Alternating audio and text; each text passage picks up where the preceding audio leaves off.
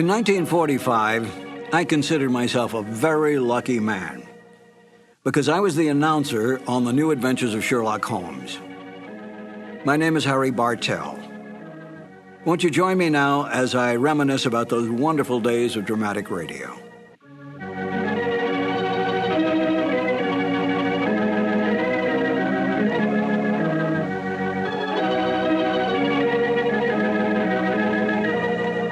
Glenn Hall Taylor was the producer of the show. He was the Young and Rubicam representative, Young and Rubicam being the advertising agency for Petri Wines. And Edna Best, in the season that I was on the show as the announcer, was the director. So that Glenn Hall would provide commercial material and so forth for Edna's use, and then Edna directed the show in the booth. She was the one who made all the line changes, all the timing changes, all the cuts, and so forth. I know that Glenn Hall, I think, directed it one year. I got the Sherlock Holmes show by accident. I came over to CBS Studios on Sunset Boulevard one day to rehearse for another show, and the lobby was loaded with announcers. Practically every announcer in Hollywood was there. I couldn't figure out what was going on, and as the secretary came out with her list and said George or Sam or whoever, I said, "What's going on here?" And she said, "They're auditioning for a new show." And I said, "Who's holding the audition?" They said, "Edna Best." Edna Best was a lovely, lovely lady. I had worked with her on other shows. And I said, "If she has a moment, let me sneak into the studio, if you don't mind, just to say hello, and I'll come right back out." She said, "I'll ask." So she came out a little later and said, "You can go in for just a second." I went in, stepped in front of the microphone, which was set up in the studio, and said, "Edna, I came in to say hello. Hello, bye-bye." And I started to leave. And she said, "Aren't you going to read?" And I said, "Well, no, I hadn't planned to read." She said, "Well, as long as you're here, read anyway." So she gave me the copy that they were auditioning. And I said, "Thank you very much. It's been a pleasure to see you again." And I left, never dreaming that I would ever get it. Because there were big-name announcers, the Ken Carpenters, the Ken Niles, the Wendell Niles, a whole bunch of them. And sure enough, I got a call, and that's how I wound up on the show, because I happened to be in CBS at that time. Petri Wine brings you Basil Rathbone and Nigel Bruce in the New Adventures of Sherlock Holmes.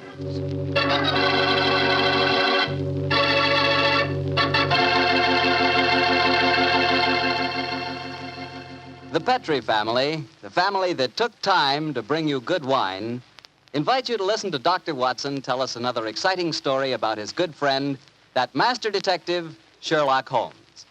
And I'd like to tell you something that maybe you already know. The fact that America's favorite wine is port wine. Did you know that? Well, if you didn't, you'll know why port is the way out front favorite if you'll just sample some Petri California port. You just look at that Petri port and you know it's good. That wonderful, deep, rich red color. And Petri port is so clear. Well, just hold it to the light and you can sort of see right through the glass. But what you really want to know about a wine is, how does it taste?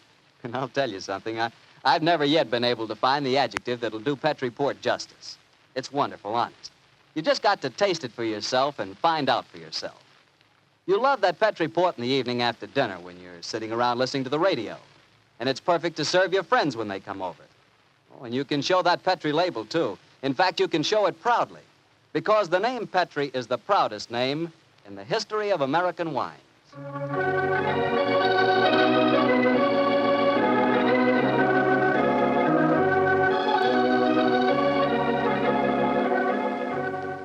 And now I'm sure our old friend Dr. Watson's ready for us, so let's go in and join him. Come in. Good evening, Mr. Bartow. Good evening, Doctor. Well, the puppies seem very happy tonight. Yeah, tonight, yes, but you should have seen them this afternoon. I doubt if there were two more frightened little dogs in the whole of California. Come on, Winnie, now you control yourself. What happened, Doctor? Well, I took them for a walk on the beach. As we were scrambling round a rocky point, a seal popped his head up in the water quite close to us. What'd the puppies do? Oh, both of them barked at it furiously. And the seal? Blew a few bubbles and then barked right back. I don't know what the world's speed record is for short-legged dogs, but I'm sure they broke it. You know, Doctor, I'll have to join you on one of those afternoon strolls of yours. You always seem to be having such exciting adventures. Oh, and talking of that, how's about tonight's new Sherlock Holmes adventure? Well, I'm all ready for you, my boy. In fact, I was looking over my notes on the case just before you arrived. This is another story in which Sherlock Holmes' elder brother, Mycroft, played an important part. Mycroft Holmes was 7 years older than Sherlock, and some said it is superior in powers of observation and deduction. That sounds like heresy, Doctor. No, young fellow, my lad. Holmes himself was the first to admit it. In fact, if it hadn't been for his incurable laziness, Mycroft could have been a formidable rival to his younger brother. However, Mycroft did hold a position of considerable importance at the Foreign Office, and it was there that tonight's story begins. It was in the winter of 1899, and Mycroft Holmes, after a gourmet's lunch, was reclining full length on a leather settee. His eyes were closed, his hands were folded across his stomach, and his breath came rhythmically. A cynic would have declared that Mycroft Holmes was taking an after-luncheon snooze. But Mr. Holmes' secretary, a gentleman by the name of Gardner, was a realist. He tapped on the door discreetly. Then he rapped on it. And still there was no response, so he opened the door and entered. After a moment, he gave what he thought was a discreet cough. Mycroft Holmes opened his eyes and folded his hands and said, "Confound it, Gardner. Must you come in here and bark at me so soon after lunch?" I'm sorry, Mr. Holmes, but I thought that... You thought that as I was lying down with my eyes closed that I must be bored, and so you came galloping in. Oh. Well, what do you want? There's an old lady outside, sir. She insists on seeing you personally. I've tried to get rid of her, but... What's her name? Mrs. Hudson, sir. Mrs. Hudson? Huh.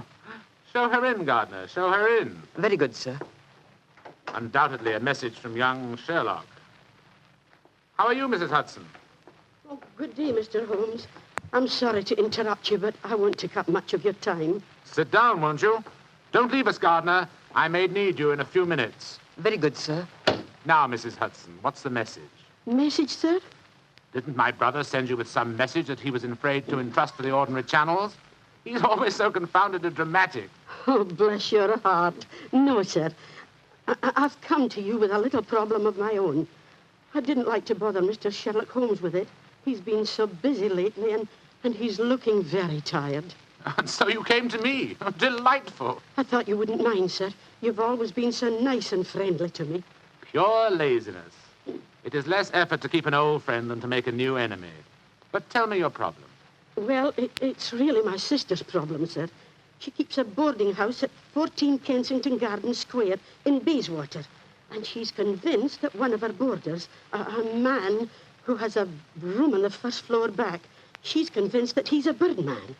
And what in heaven's name is a birdman? Do you know, Gardner?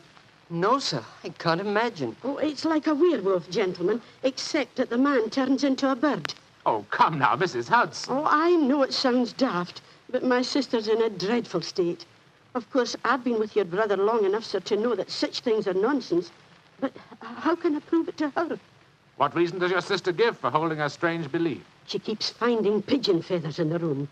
Now, the man doesn't keep pigeons, sir. My sister knows that for a fact. Has she found any traces of scattered food on the window ledge? None, sir.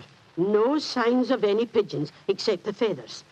My sister's a wee bit fey, Mr. Holmes. She's the 7th daughter of a 7th daughter, and you know what that means. Just the same, she's not imagining things, sir.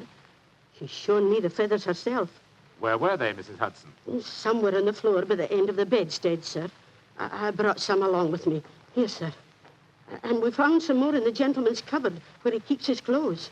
By George, I wonder What is it, sir? I'll tell you in a moment, Gardner. Mrs. Hudson, this matter will require a little private investigation. You may return to your sister and tell her not to worry. I shall get in touch with you as soon as my inquiries are completed.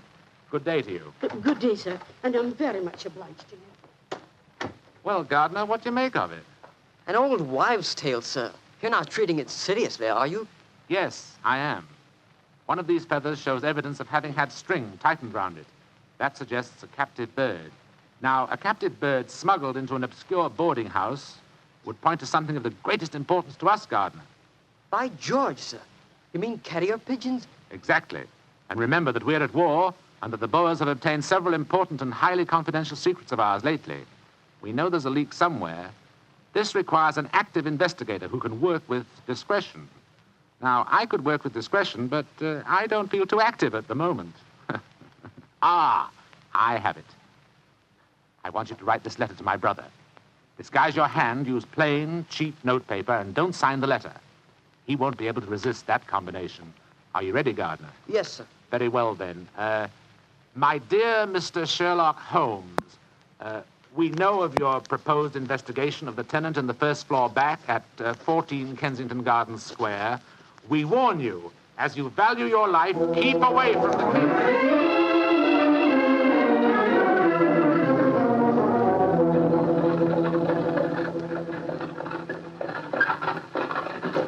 We warn you, as you value your life, to keep away from the case. And that, my dear Watson, is why we are driving towards 14 Kensington Gardens Square, disguised as building inspectors of the London County Council. Well, I must say it's a very challenging letter, Holmes. Unsigned, Yes. I notice. Written on cheap notepaper and in a disguised hand. No clue there, I'm afraid. Well, we're entering the square, Holmes. Let's stop the cab here. You can drop us here, cabby. Right you are, Governor. It would seem a little incongruous in these costumes for us to arrive in a cab. Yes, I suppose so. Here you are, cabby. Oh, thank you, Governor. Supposing this mysterious tenant of the first floor back should be in his room when we get there. Then we must hope that our disguises are convincing and keep our wits about us.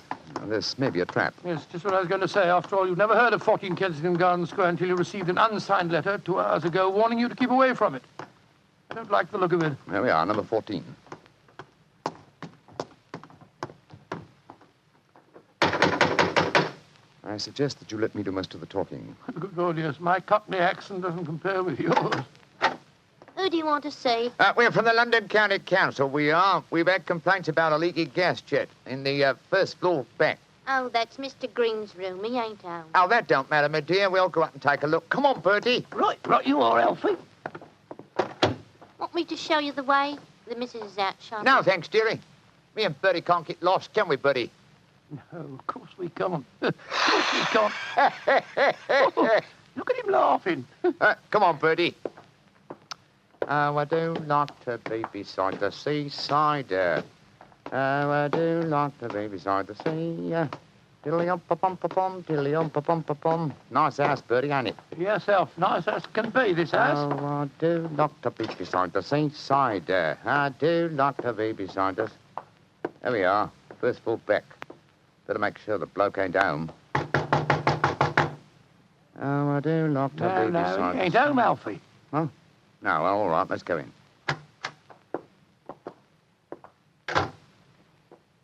Oh, so this is the mysterious room, eh? Well, it looks perfectly ordinary, doesn't it? Yes, a depressing example of the squalor of boarding house life. Hello. What's this on the bedspread? Feathers. Must have come out of the pillow. No. These are pigeon's feathers, old chap. And look here, Watson. Attached to the bed rail. No, it's only a piece of string. String, yes, but with a small metal ring on the end. A ring such as is used to place around a homing pigeon's leg. But why should someone keep carrier pigeons in an obscure boarding house like this? Yes, why indeed, why indeed?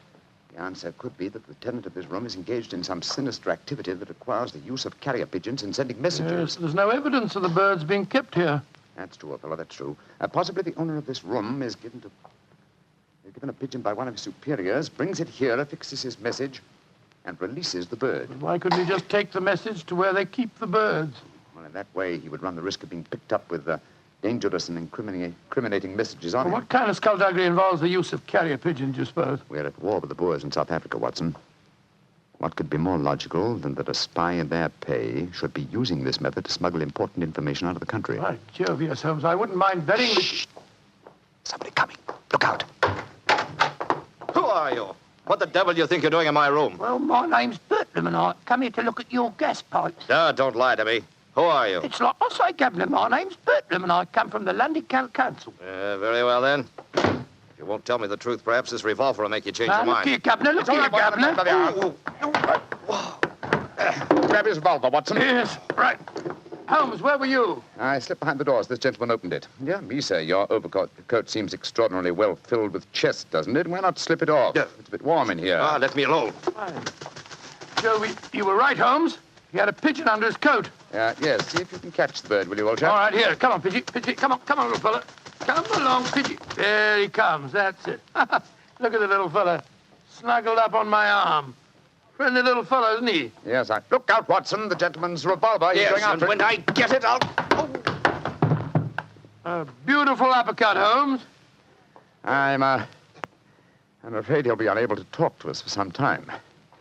How fortunate he told us where the message was hidden before we indulged in this little set, What do you mean? He didn't say anything about a message? No, not verbally, but I was watching his reflection in the mirror as he entered the room. His eyes first glanced at this top drawer on the dresser here to see if we touched it. It was obviously the most important spot in the room. Let's see. Here we are. A message already rolled up and in its container. Oh? What does it say, Holmes? It's in code, which is not surprising, but I don't think it'll be very difficult to decipher. Yes, and when you've done that? Then, my dear fellow, I shall compose a code message of my own and persuade this pigeon to lead us to its master.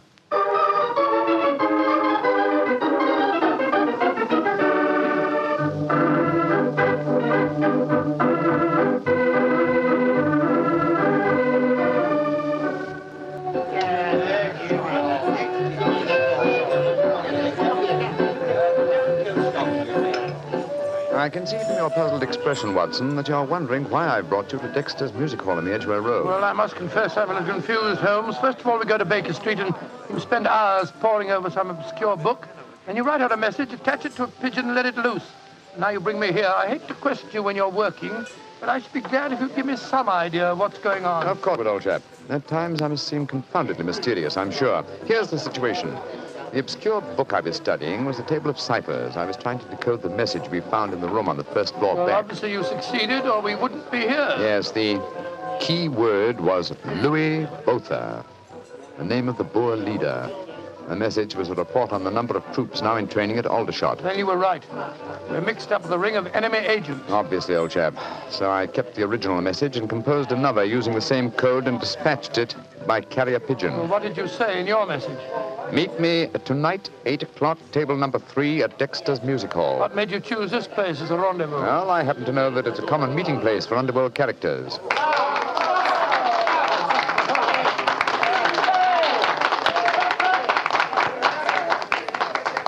And which is table number 3? The one over there in the corner. I reserved it. Then why don't we go and sit down there instead of standing it here at the back? I thought we'd give our visitor the opportunity of showing his hand first. He won't be expecting Sherlock Holmes and Dr. Watson, I fancy.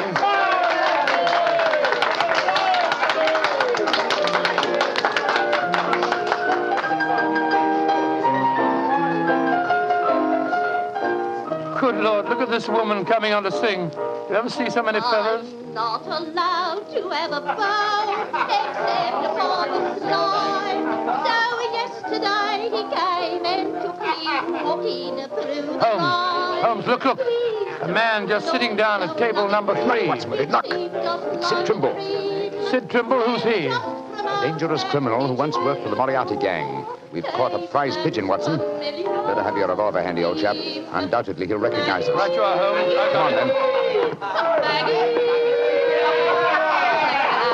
Out in the clover, they've trampled it since morning. Go and drive them, Maggie, to the old... I'm so glad you're able to keep your appointment, sir. Sherlock Holmes. This is a trap. Now, don't try any tricks. I've got a revolver here, Sid. How'd you like this table in your face? Watson! You didn't shoot him, did you? No, he knocked my hand. The revolver went off. The shot went well. I swear it did. Yes, of course. Look at the wound. There are no powder burns. The shot was fired from some distance. Holmes, he's dead. Out of the way!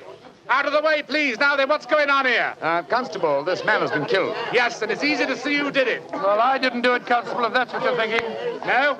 Then why are you standing here with a smoking revolver in your hand? Come on, you're under arrest. But you can't arrest me. I'm Dr. Watson, and this is Mr. Sherlock Holmes. I don't care if you're the King of Siam and the Bishop of London himself. You're under arrest, and I'm taking you both to Scotland Yard.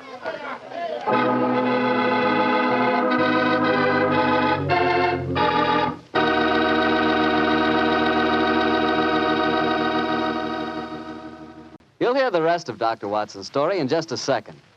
And if you don't mind, I'll take that second to say just one word to the ladies. And that word is muscatel. Petri California Muscatel.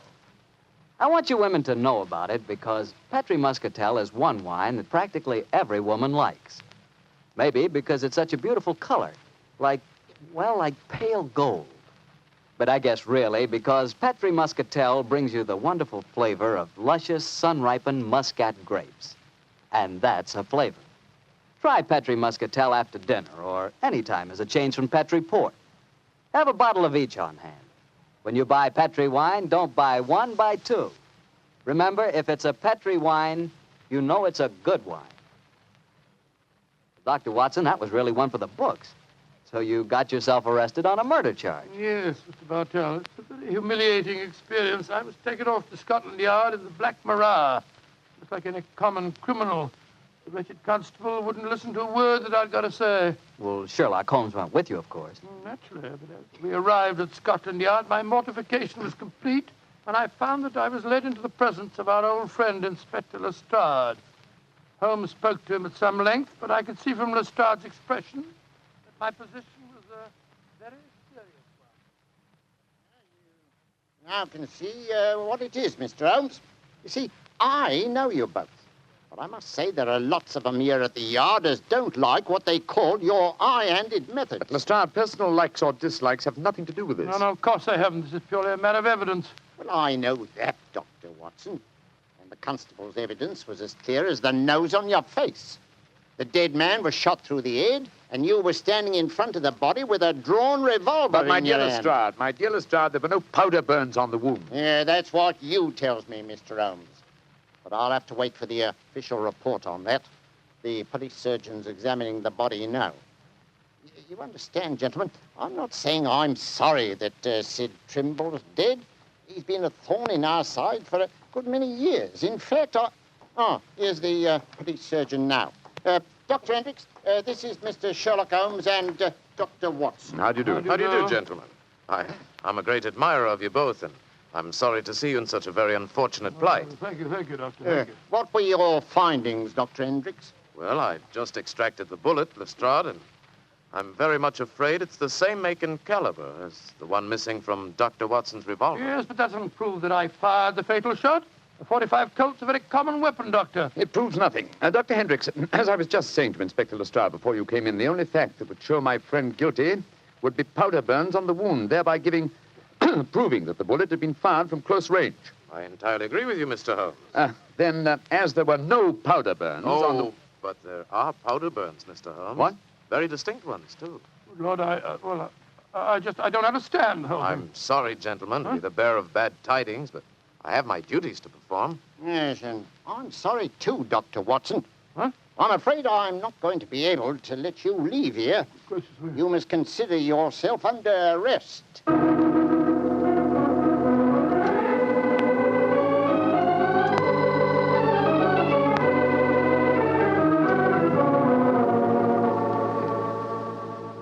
Holmes, I never felt more despondent in my life. Oh, cheer up, old chap. Well, how can I?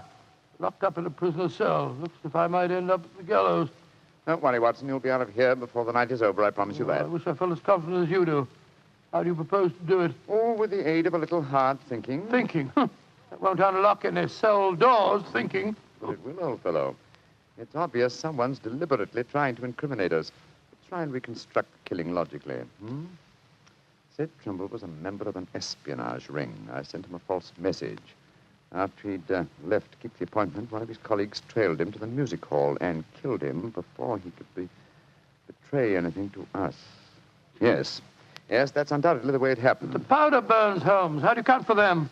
There were none just after the shot was fired. We know that. And yet Dr. Hendricks assures us that there are very distinct powder burns now. May we come in, gentlemen? Yes, of course you can, Dr. Hendricks. Oh, hello, Lestrade. Yes, I thought we'd come and chat with you, Doctor. Well, that's very nice of you, gentlemen. Yeah, not a bit of it, Doctor. You know, it hurts me to see you in here, and that's a fact. And I can't bear to see a fellow medico in such plight without coming in to see what I can do to help, Watson. Yeah, you're very quiet, Mr. Holmes. Am I, Lestrade? I was thinking, you see, Watson, old chap. I have it. You have what? The answer. You'll sleep in Baker Street tonight after all. Mr. Holmes, what are you talking The about? murder of Sid Trimble. The incriminating powder burns were obviously faked. Watson and I know that, whether you and Dr. Hendricks believe it or not. The question is, how were they faked? I think I have the answer. Dr. Hendricks. Yes, Mr. Holmes? If a blank cartridge were fired at the wound after death, it would produce powder burns, wouldn't it? Undoubtedly. Yeah, but who could have done that, Mr. Holmes? Ah, that's the point, Lestrade. Who had the opportunity? The constable who brought the body here. True, old chap. Huh? Also, you, Dr. Hendricks. That's perfectly true. Yeah, well, I had the opportunity too, Mr. Holmes. I spent half an hour in the morgue alone with the body when it first come in. Well, you've narrowed it down to 3 suspects, Holmes. I hope I don't hang before you find the real killer. I found him, Watson. Why, What? who is he, Mr. Found him? Holmes? The answer is simple, Lestrade. The powder burns were certainly faked by a blank cartridge. Now, if a blank cartridge were fired into a wound, the wadding would have penetrated and distorted the wound. Yes, but supposing the person had removed the wadding from the blank, Mr. Holmes. Its effect would still be quite apparent to the police surgeon who removed the bullet. Am I correct, Dr. Hendricks? Entirely. A surgeon could not fail to identify the marks, Mr. Holmes. Exactly. Therefore, only one person could have fired that blank cartridge without detection. The same person who made the incision necessary to remove the cartridge would also remove all traces of the shot. You yourself, Dr. Hendricks. Jim Holmes, I believe you're right. That's an ingenious theory, Holmes. Surely you're joking. Am I? Then how do you account for the pigeon fellow's feathers on the collar of your coat? I'm not... The devil with you, Holmes? Here, come back here. Doctor, constable, don't let Dr. Hendricks get away. Great Scott. Scotland Yard itself harboring an enemy agent. Upon my soul, Holmes, you've done it again. I must say you've got sharp eyes. I didn't see those pigeon feathers on Hendricks' collar. Confidentially, my dear fellow, neither did I. But Hendricks' guilty conscience knew they might be there. It was a shot in the dark, and I had to take it. If you'd spent the night in a prison cell, I should never have heard the end of it, I'm sure. Never.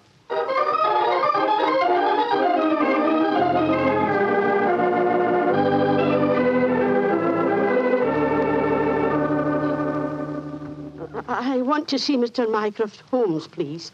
Follow me, Mrs. Hudson. He's expecting you. Aye, sir.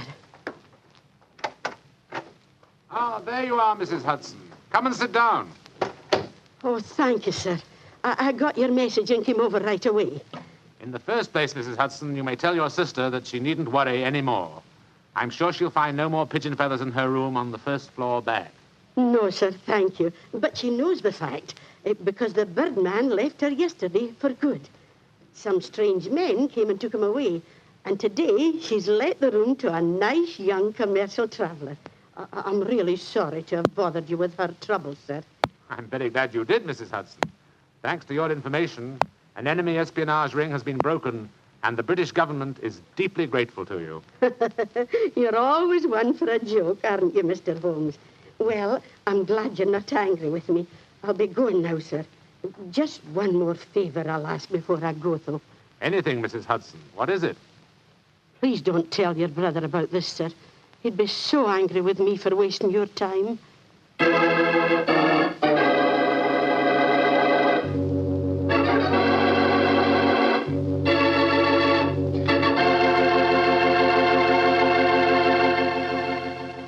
Well, Doctor, that was really a swell story tonight.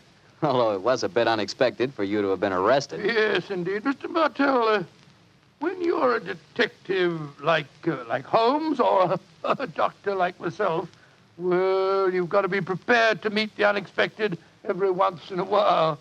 I suppose so. Of course, you wouldn't know about things like that, being a wine expert yourself. Oh, now, wait a minute, Doctor.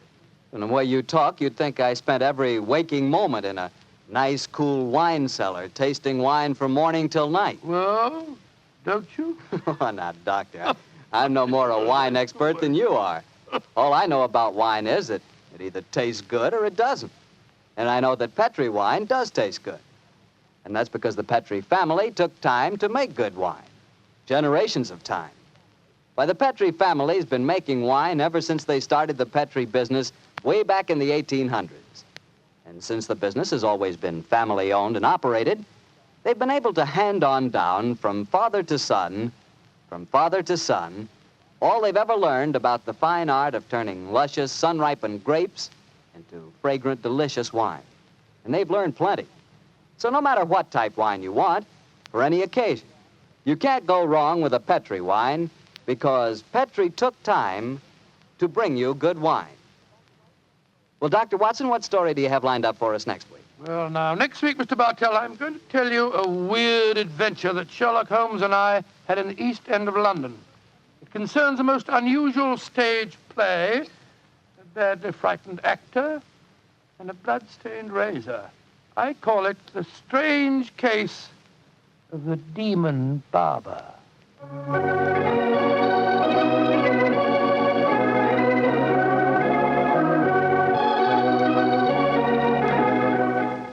Tonight's Sherlock Holmes adventure was written by Dennis Green and Anthony Boucher and was suggested by an incident in the Sir Arthur Conan Doyle story, The Greek Interpreter.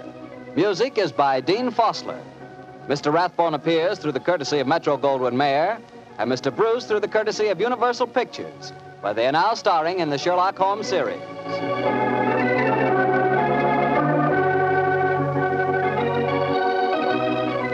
The Petri Wine Company of San Francisco, California, invites you to tune in again next week, same time, same station. Sherlock Holmes comes to you from our Hollywood studios. This is Harry Bartell saying goodnight for the Petri family. For a solid hour of exciting mystery dramas, listen every Monday on most of these same stations at 8 o'clock to Michael Shayne, followed immediately by Sherlock Holmes. This is the Mutual Broadcasting System. This is Harry Bartell. I'll be right back with another new adventure of Sherlock Holmes.